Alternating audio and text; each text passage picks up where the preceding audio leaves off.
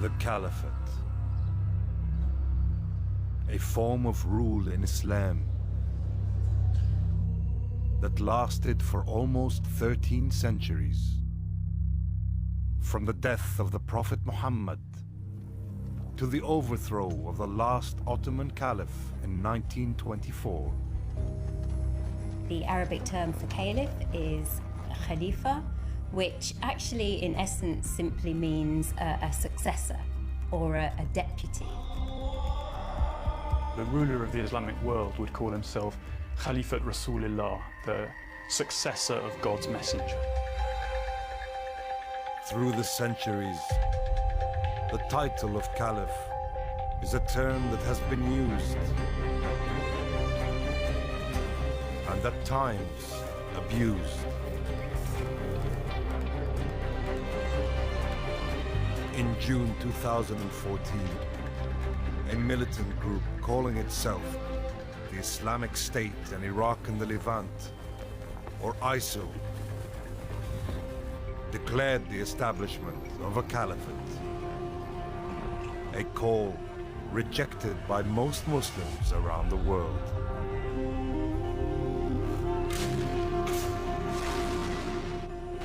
ISIL took root and expanded in Iraq and Syria. Two countries plunged into violence by the political turmoil and foreign intervention of recent years. The turmoil revived sectarian differences that go back over 10 centuries between Sunni and Shia Muslims. إذا منذ البداية كان النزاع سياسيا مع تغليفه لبعد ديني، لأن الشرعية السياسية تقف أو تستند أو ترتكز أساسا على مبررات دينية، وهذا الأمر الذي لا زال قائما إلى يومنا هذا. This is the story of the great split within Islam, of how this split arose from a dispute of who should succeed the Prophet Muhammad.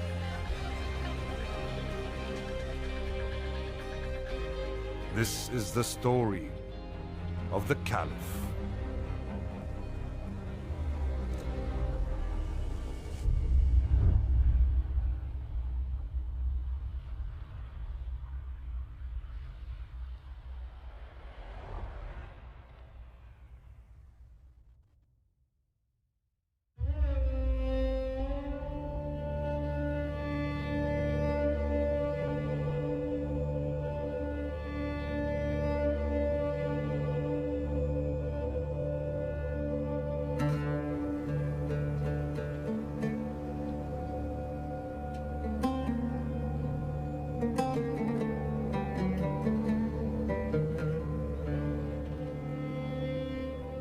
The Bay'a Mosque, outside Mecca in Saudi Arabia.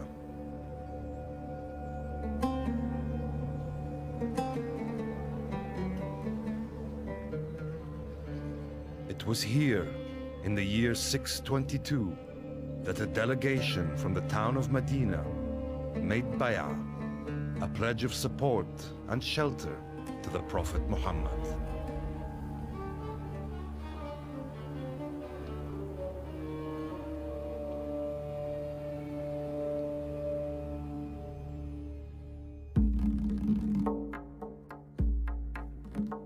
Shortly after, he left Mecca, emigrating to Medina with a group of followers.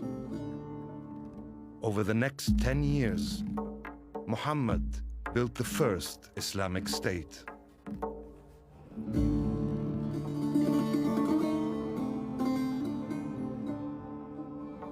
But in June 632, the Prophet died in his capital Medina, leaving the young state without a leader.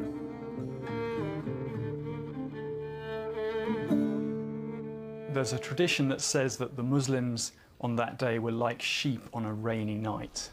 They were frightened and huddling together. And it's not clear whether or not the Prophet had made any plans for his succession. Within hours of the Prophet's death, Senior figures in the Muslim community came together to choose a successor to the Prophet, a caliph.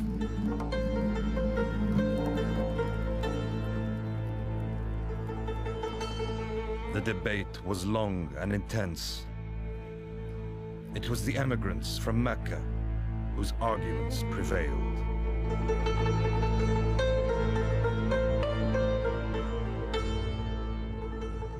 Abu Bakr as-Siddiq was chosen to be the first caliph in Islam.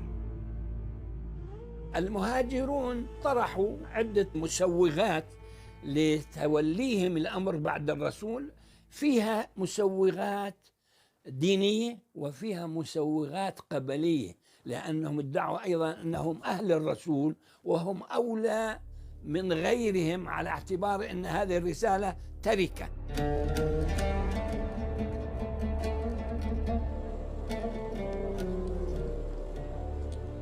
But though they were from his tribe, Quraysh, not all the immigrants were from the Prophet's close family, the Hashemites, the descendants of Muhammad's great-grandfather, Hashim.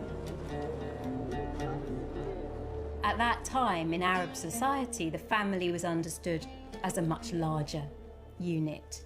Collateral lines, uncles, brothers, cousins, and so on were all considered to be part of the clan. Senior among the Hashemites was Ali, Muhammad's cousin, husband of his one surviving daughter, Fatima, and father of the Prophet's only living grandsons, Al-Hassan and Al-Hussein. But when the decision to choose the caliph was taken, Ali was busy elsewhere.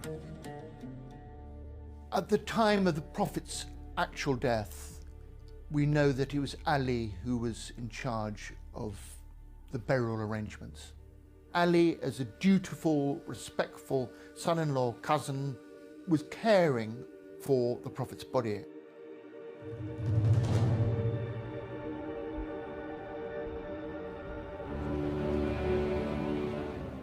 The next day, in the Medina Mosque, Abu Bakr was given bay'ah, the oath of allegiance, by the majority of the Muslim community. Ali, however, was not one of them.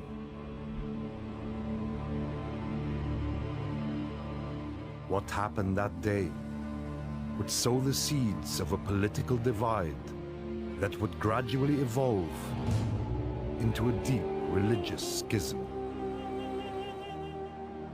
The division of Islam into Sunni and Shia.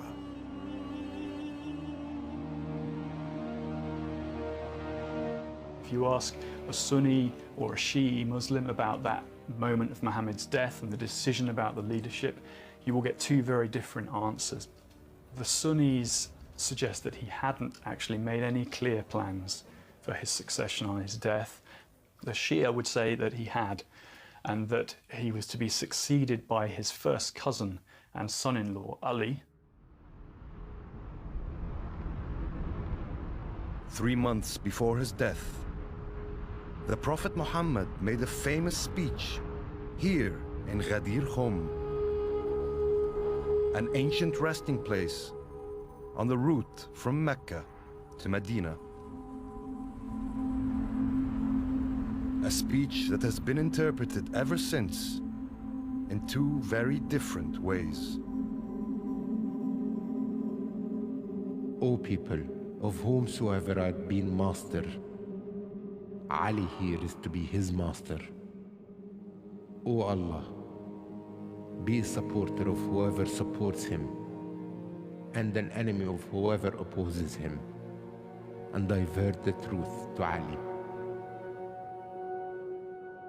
There's this moment where if you're Sunni, you believe the Prophet gave Ali the leadership of his family. If you're Shia, you believe he gave the leadership of the family, but also the whole community.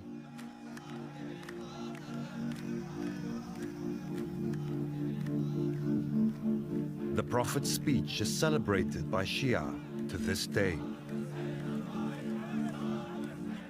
Each year, a feast is held on the anniversary to commemorate what Shia see as Muhammad appointing Ali to be his successor.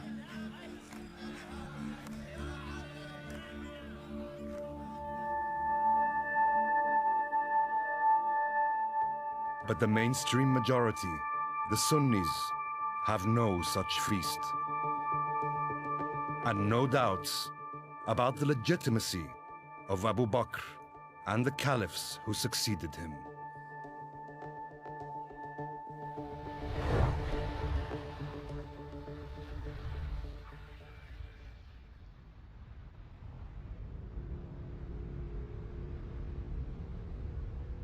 Shortly after becoming caliph, Abu Bakr faced his first major challenge, a tribal revolt against the Islamic State. In this moment of peril, Ali chose unity over division and gave the oath of allegiance to the caliph. الإمام علي عليه السلام بعد اعتكاف لمدة معينة سجل موقفا احتجاجيا أبدى رأيه في المسألة، ثم ترجيحا لمصلحة المسلمين وضع يده في يد سائر الصحابة ووقف في وجه حركة الردة، فكانت مصلحة الإسلام عنده أولى من كل اعتبار.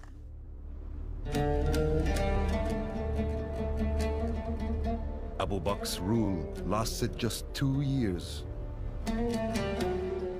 As he lay dying, he nominated Omar as his successor.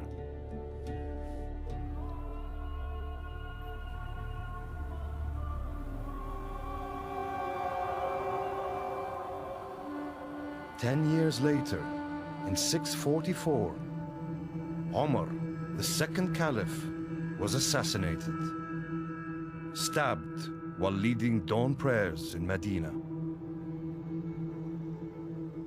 On his deathbed, he dictated how his successor should be chosen.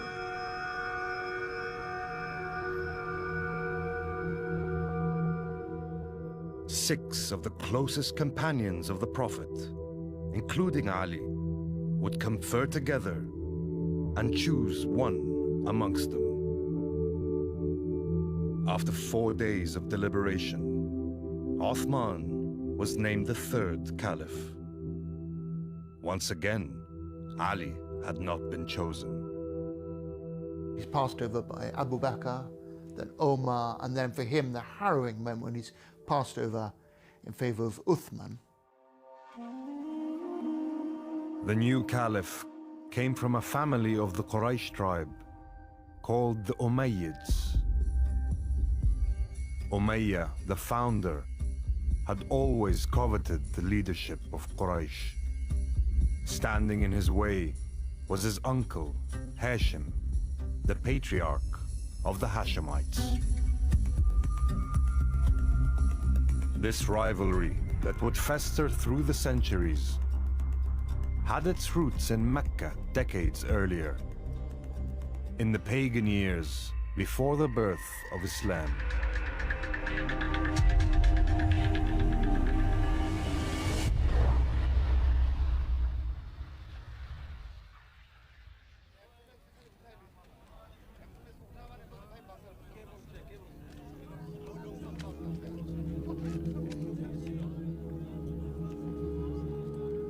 In the year 610, in this cave outside Mecca, Muhammad received the first revelation, verses of the Quran, which set him on the path of prophecy. The emergence of a prophet among the Hashemites antagonized the Umayyads and their leader, Abu Sufyan. كان يقول أبو سفيان سابقونا بالنسب نافرناهم بالنسب بالمال نافرناه. الآن عندما ظهرت دعوة محمد صلى الله عليه وسلم قال يدعون النبوة، فمن أين لنا هذه؟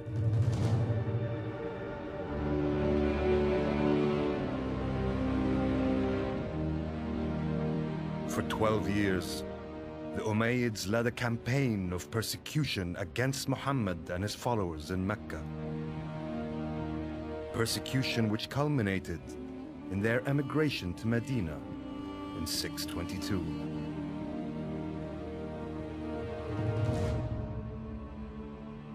But when the Prophet returned to conquer Mecca, Abu Sufyan realized resistance was futile and joined Islam.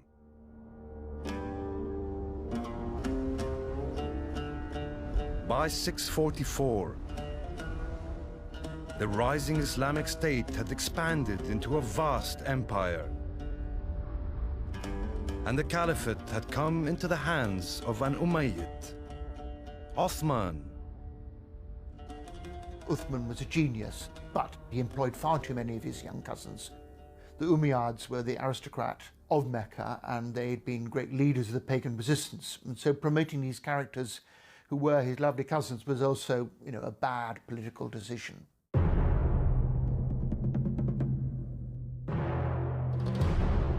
A rebellion erupted against Uthman's alleged nepotism. In 656, and after 12 years as caliph, he was killed in his house in Medina.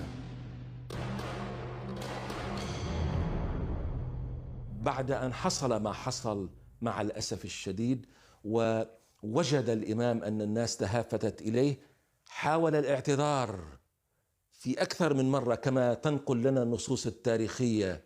حاول الاعتذار، ولكن بعد ذلك وجد أن المصلحة الإسلامية تحتم عليه أن يستجيب، فاستجاب وبايعه المهاجرون والأنصار.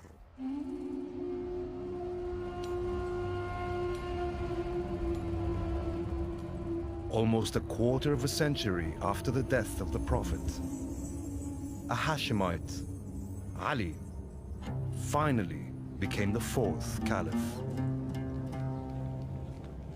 هو باشر في خلع الولاة وعزل الولاة الذين عينوا من قبل عثمان بن عفان، لذلك بعضهم أطاع وقبل العزل وبعضهم رفض، مثل معاوية بن أبي سفيان والي الشام.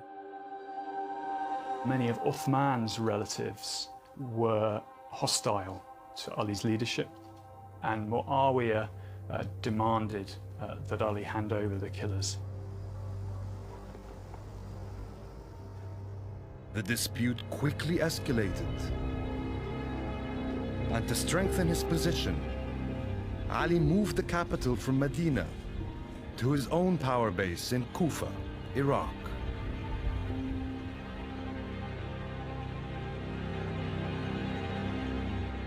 The Islamic State was now divided in two: the East under a Hashemite caliph, and the West under an Umayyad governor. نشأ ما يسمى داخل المسلمين شيعة علي وشيعة معاوية، وهنا لنلاحظ أن كلمة شيعة لم تكن تعني في ذلك الوقت مذهبا محددا، وإنما كانت تدل على حزب فلان وحزب فلان.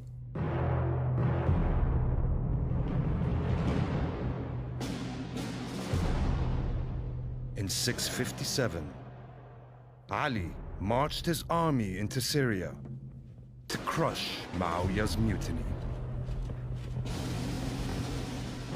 After days of bloody skirmishes, and on the last day of the battle, the army of Muawiyah was on the verge of defeat. الإمام علي عندما وصل إلى خيمة معاوية، ومعاوية وضع فرية وخدعة ووضع الرماح على القرائين، أي يفصل بين القرآن، لذلك الإمام علي أوقف القتال. الخوارج كانوا من جيش الإمام علي، فهم جاءوا إلى المعلم قالوا له: وصلنا إلى خيمته، كان باستطاعتنا أن نقضي عليه. قال: والله أعرف، وأعرف أنه خادع، ولكنه حكمني بكتاب الله. ولذلك الخوارج اعتبروا أنه الإمام علي لا يصلح للقيادة لأنه خضع لمنطق لا يتفق مع منطق القتال، لأن قالوا لماذا إذن نقاتلهم. These dissidents from Ali's army, the Khawarij, fixed on a ruthless way to bring an end to the struggle.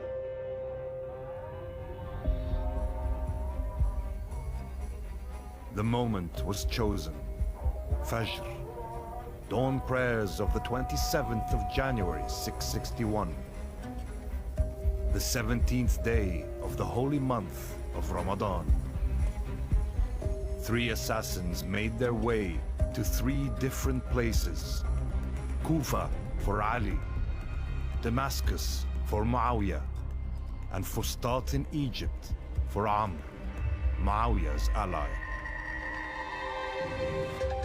عمرو بن العاص صادف أنه لم يخرج ذلك اليوم، معاوية بن سفيان صادف أنه لم يخرج ذلك اليوم، وبالتالي استشهد الإمام علي ونجا معاوية وعمرو بن العاص.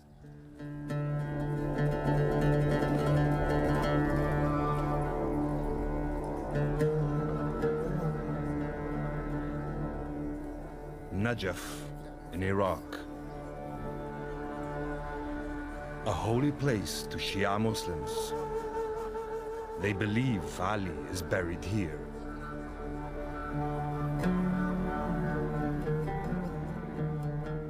For them, he is more than a caliph. He is an imam, imbued with religious authority that could be passed on only through his bloodline.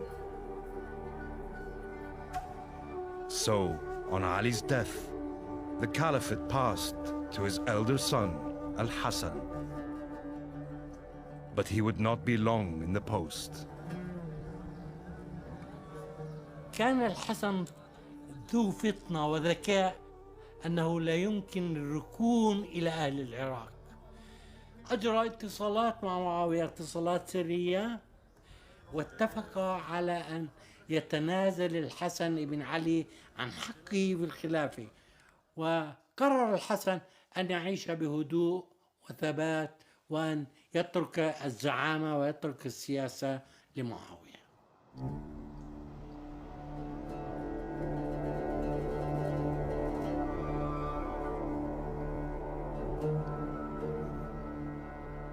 Damascus, 13 centuries ago, the Umayyad capital. Though the caliphate remained in the Quraysh tribe, it had passed from the Hashemites to the Umayyads, and there it would remain for the coming century. The crunch point really comes late in Muawiyah's reign, when he designated his son, Yazid, as his successor. And this was a real touch point for generating controversy and opposition. Yazid's succession on the death of Muawiyah in 680 triggered a series of events that resonate to this day.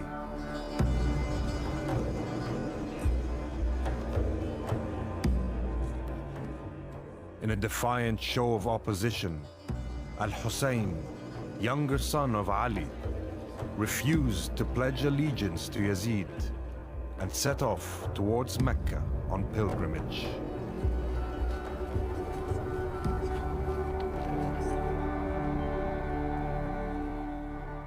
On the way, he began to receive messages asking him to come to Iraq, where his supporters planned to install him as caliph. He gathered together his family and decided to move to Kufa, his father's former capital. Unfortunately for Hussein, his plan got to the Umayyad governor of Iraq, and he was able to block his route to the city of Kufa. And so Hussein was trapped without substantial military support at a place called Karbala.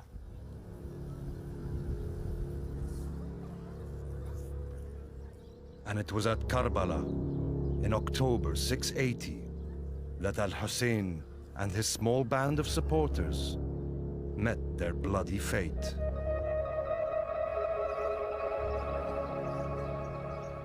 عشرات المقاتلين مع جملة من الأطفال والنساء، وكانت الملحمة التاريخية حيث انتهك المحظور والحرام، وانتهكت في الحقيقة حرمة رسول الله بما جرى في ذلك اليوم. He and his entourage, many of his family, were massacred, and his head was sent to Yazid in Damascus.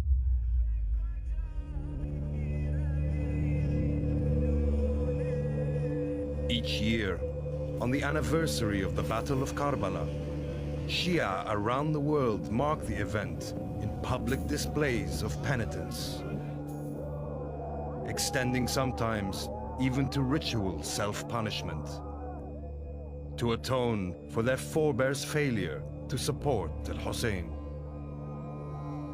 It's really seen as the great tragedy of Islam from the Shi'i perspective. This is the great disaster, is that the Prophet's family didn't get to take the caliphate and to lead the Muslims.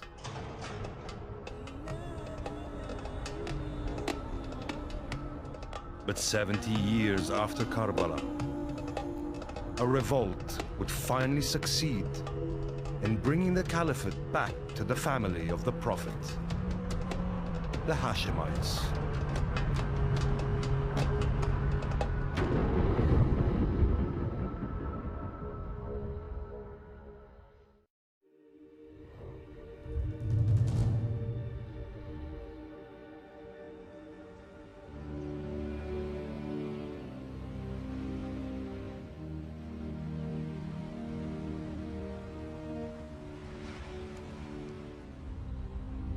Al-Humayma, southern Jordan.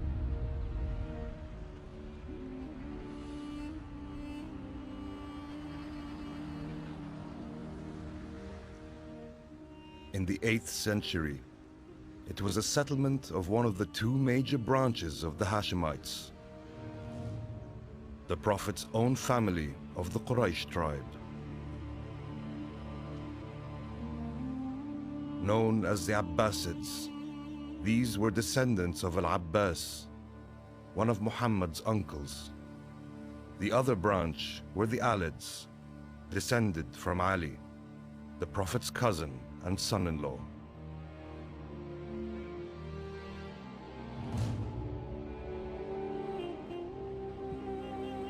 In 716, Abdullah, one of the Alids, arrived in Al-Humayma with a strange story. أحد أحفاد علي بن أبي طالب مر على الخليفة الأموي سليمان بن عبد الملك فقدم له الهدايا، وفي عودته إلى المدينة المنورة شعر بألم ومرض، فقال له من معه: سممك سليمان. Abdullah died in Al-Humayma, but in his final hours, he confessed to his Abbasid cousin Muhammad that he was the head of a plot to topple the Umayyads. أعطاه أسماء الدعاة والتنظيم الحزبي الذي يعمل له، وهكذا انتقلت قيادة التنظيم من الهاشميين الذين ينتسبون لعلي بن أبي طالب إلى العباسيين. هم لم يعلنوا بأننا نريد الخلافة لنا، وإنما للرضا من آل محمد. كان شعارهم في البداية للرضا من آل محمد.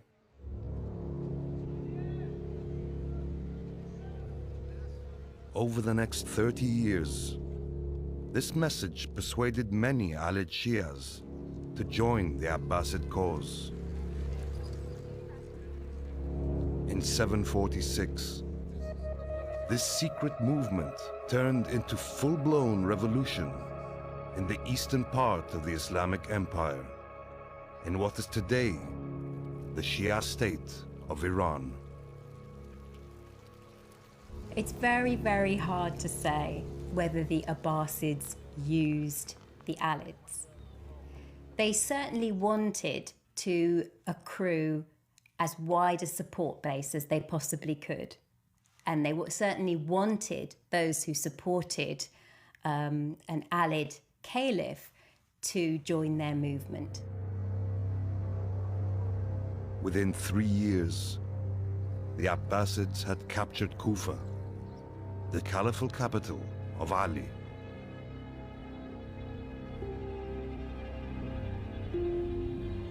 It was in this mosque that the name and identity of the caliph-in-waiting were finally revealed.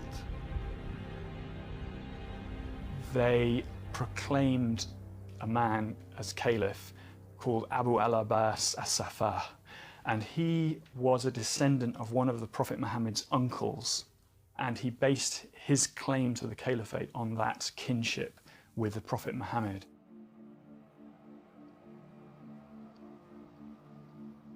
In 750, the Abbasids entered Damascus, capital of the mighty Umayyad state, the largest empire yet known. But in the years to come, they would struggle to maintain the unity of the vast state they now controlled.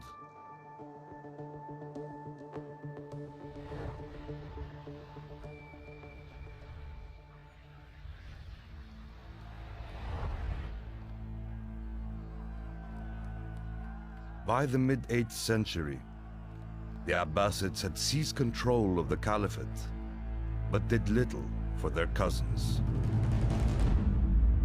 A sense of betrayal took hold and fermented among the Alids. In a bold and dangerous move, they declared a rival caliphate in Medina. An Abbasid army was rushed to the city. It ruthlessly crushed their rebellion. عندما استتبت الأمور للعباسيين لوعد أن الظلمات التي أصابت أهل البيت قد لا تكون أقل من الظلمات التي أصابت الشيعة في العهد الأموي نفسه.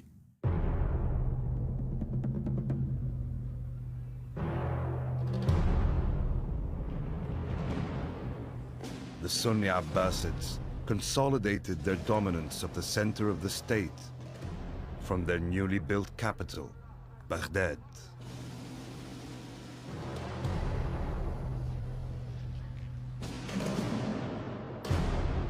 But they had failed to exert the same control over the provinces of the far west.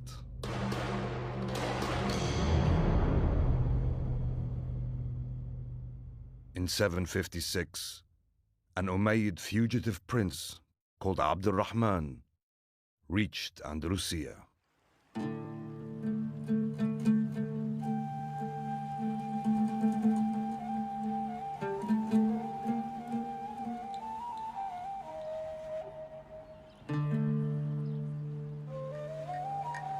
Only 6 years after the collapse of his grandfather's caliphate, he succeeded in reviving the Umayyad dynasty with Cordoba as his capital.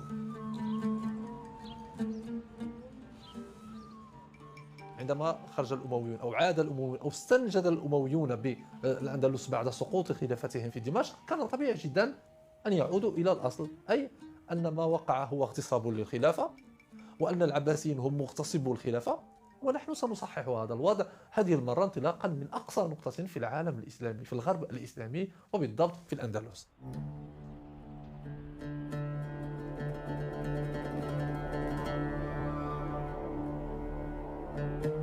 The Umayyad Emirate in Andalusia was the first to break from the caliphate. But it would not be the last.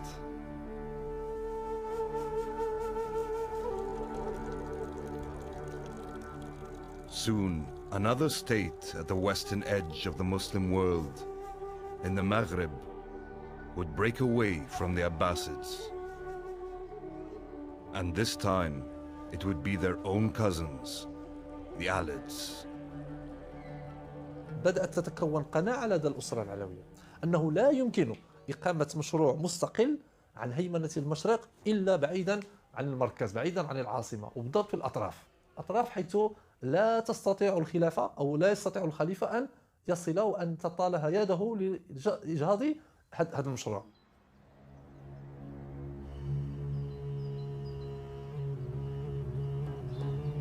In 788, Idris, an Alid fugitive, arrived here in the Moroccan city of Moulay Idris Zerhoun,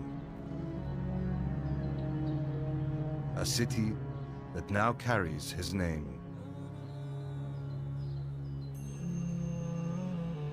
Recognizing him as a descendant of the Prophet, local Berber tribes were quick to offer him their oath of allegiance as ruler of the region. And so was born the Idrisid Emirate, the first independent Alid state. إدريس حمل مشروع دولة يمكن أن تضاهي أو توازي أو تنافس سلطة المشرق، سلطة الخلافة في المشرق.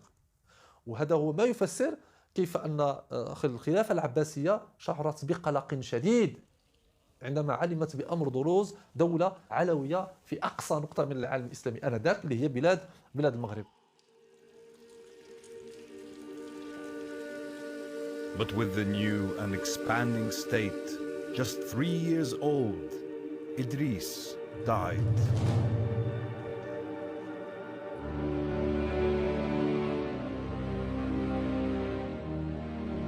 He was laid to rest here, in the city that still bears his name. Idris had allegedly been poisoned on the orders of Harun al-Rashid, the most famous of the Abbasid caliphs.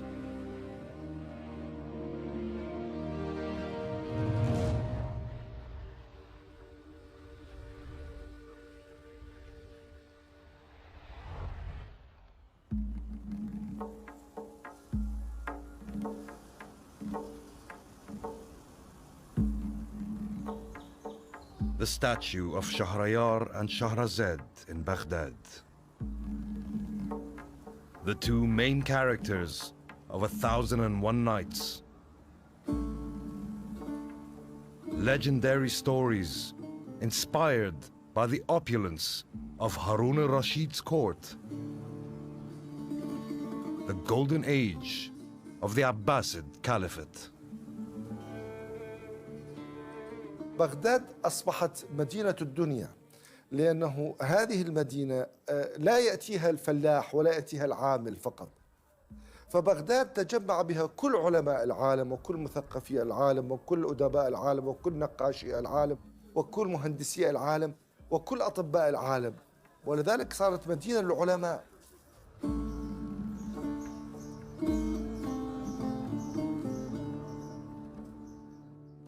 Under al-Rashid, scholars began the great task of transcribing and translating the cultural and scientific works of former civilizations.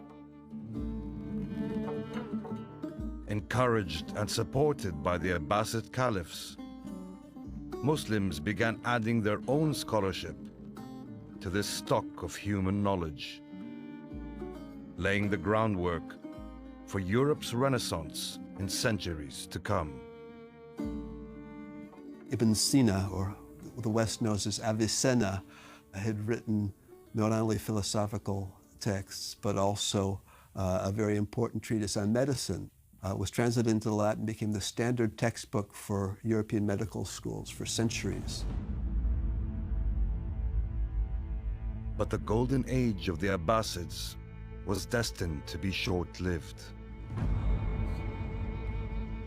In 836, the 8th Abbasid Caliph, Al-Mu'tasim, moved his capital here, to Samarra in Iraq.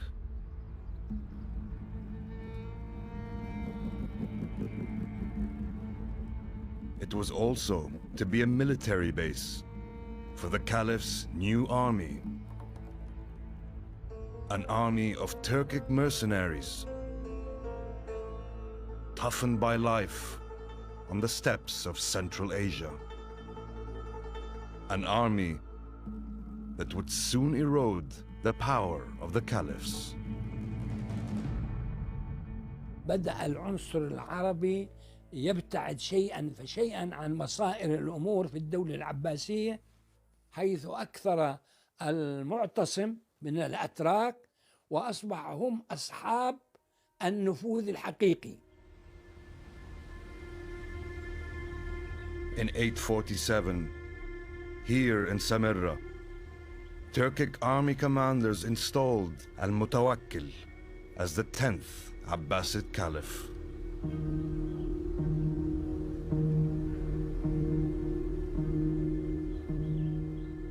And for a century to come, they would effectively rule the caliphate, appointing, deposing, torturing, and even killing a string of 12 caliphs who were little more than puppets. ولم يبقى للخليفة يعني إلا الصفة الاسمية والشرعية، حتى كان يقال خليفة في قفص بين وصيف وبغى يقول لهما كما تقول الببغاء. The caliphate clearly had become a symbol and had no effective power anymore. And in the Muslim world, we had a multitude of different political regimes in the various parts, reaching from what is today Spain to the sub-Asian continent. Often this period is seen as a period of decline because of these political divisions. But it wasn't just a matter of the slow fracturing of the state. At its western edge, a new threat was on the rise. Mahdiyya, this small town on the Tunisian coast, would soon emerge as the seat of a rival caliphate. And this new caliph would not be Sunni, but Shia.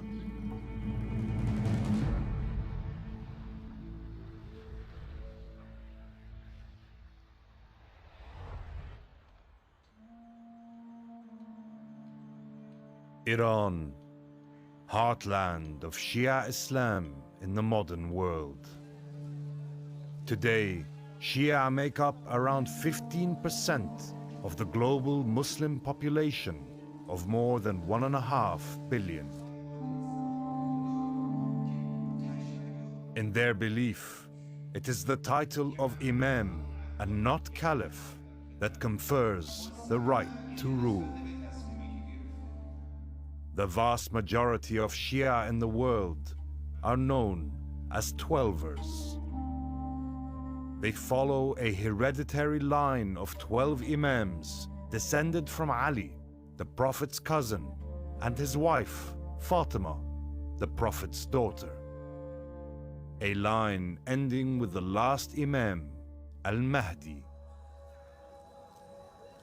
The Twelver Shia belief holds that Al-Mahdi disappeared in Samarra in 874.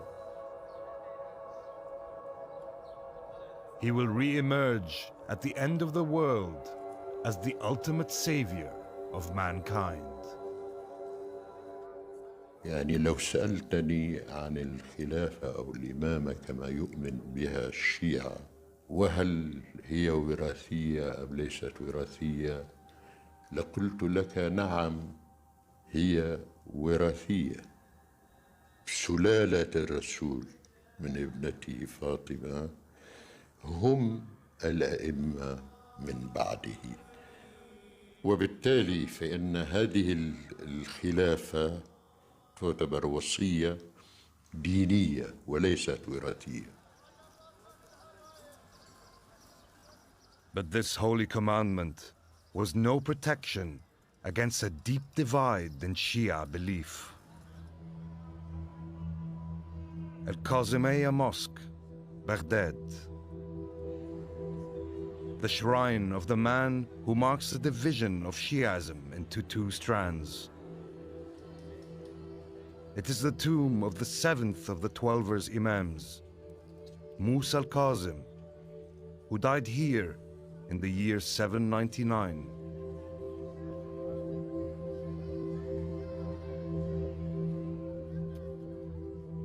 Others, however, dispute his status. They consider the real seventh Imam to be his brother, Ismail. They came to be known as Ismaili Shia.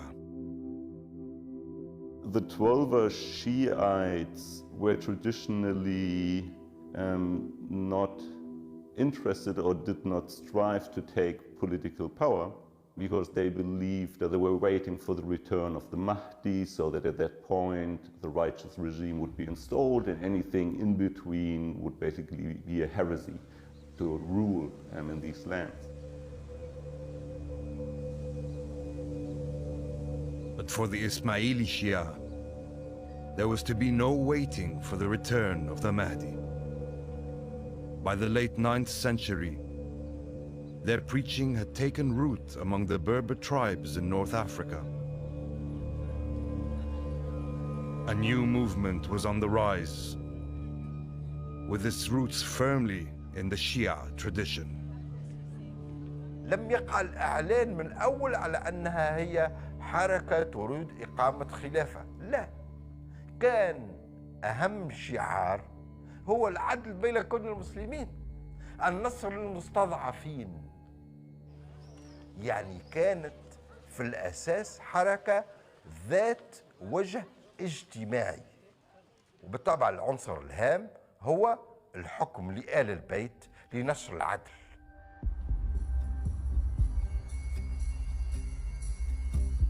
In the year 909, in Kairouan, Tunisia, Ubaydullah, a man claimed to be a descendant of Ismail, was declared the caliph of the first ever Shia caliphate. It would be known as the Fatimid, after Fatima, daughter of the Prophet Muhammad, an ancestor of all the Imams. The concept of the Ismaili caliphate is completely different from the Abbasid caliphate because of the claim to divine inspiration and divine guidance which the Fatimids put forward. They certainly developed an institution which was theoretically completely different from the Abbasid. The Fatimids now began to expand their state westwards into the Maghreb. But this would lead to a clash with another major Muslim power. And soon, the Islamic world would find itself in a surreal position.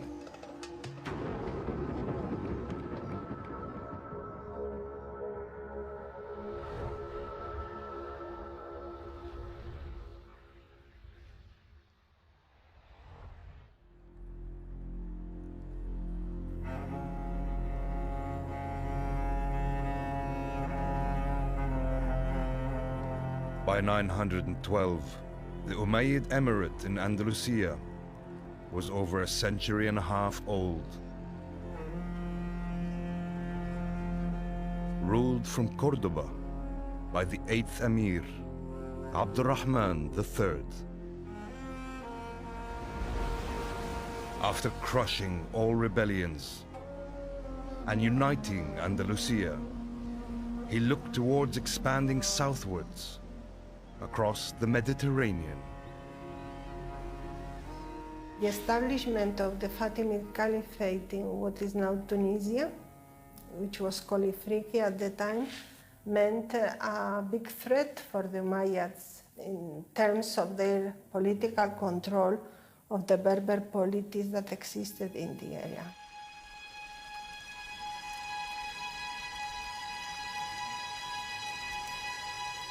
To strengthen his position, in 929, Abd al-Rahman declared the Andalusian Emirate an independent Umayyad caliphate.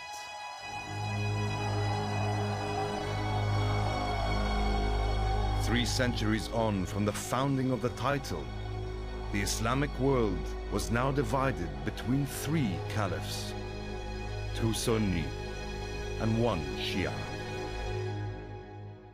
The ultimate result of that really was a decline in the value put on the notion of the caliphate itself.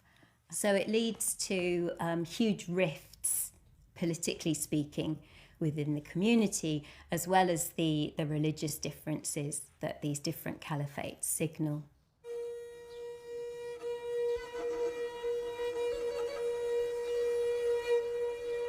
In Baghdad, the suffering of the Abbasid caliphs continued under Turkic military domination. But by the mid-10th century, a new force had emerged. The Buyids, a Persian dynasty, put an end to Turkic control of the caliphate.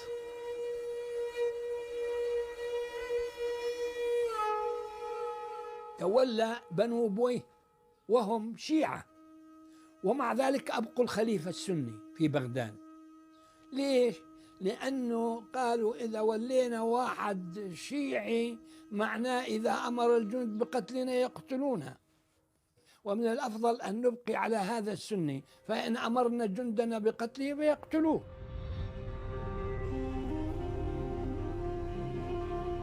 Worse still was to come for the Abbasids. In 969, a Fatimid army captured Egypt.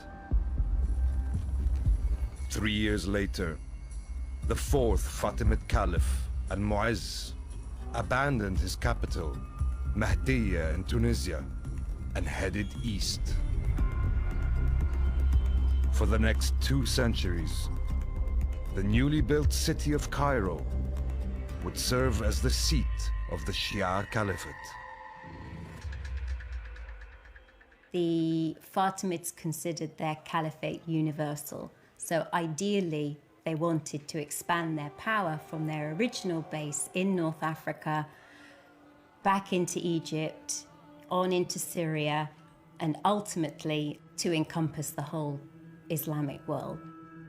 They weren't able to achieve that, and what instead happened in the 10th century was the Islamic world became divided between a number of different caliphates.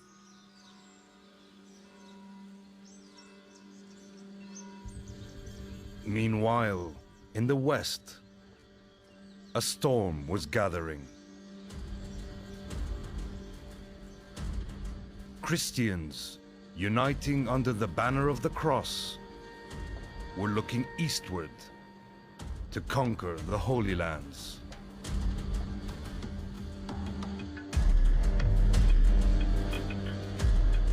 The approaching struggle could not have come at a worse time for a divided Muslim world. And for the caliphs who were at their weakest point as they turned to face the Crusades.